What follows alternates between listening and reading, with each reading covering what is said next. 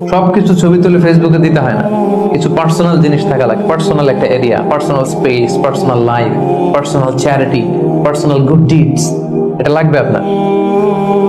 এটা আল্লাহ তাআলা বেশি পছন্দ করেন।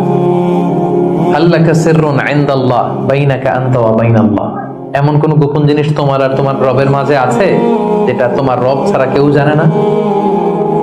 তোমার আর তোমার রবের মাঝে এরকম গোপন কোন ডিলিংস আছে যেটা কেউ জানে না? জীবনে কখনো গোপন দান করছো যেটা কেউ দেখেনি? ওইটাই কাজে লাগবে। এজন্য ষষ্ঠ শ্রেণী হচ্ছে ওই ব্যক্তি যে গোপনে দান করে, সিক্রেট চ্যারিটি করে। গোপনে দান করতে রাজি আছেন তো সবাই? নট নেসেসারি যে খুব বিগ অ্যামাউন্ট লাগবে। 1 রিঙ্গিত, কয় রিঙ্গিত? ওইটার আল্লাহ পেলে পুষে উহুদ পাহাড়ের সমান উঁচু করে আপনার আমল নামায় ঢুকাই দিবে। কটা গেল?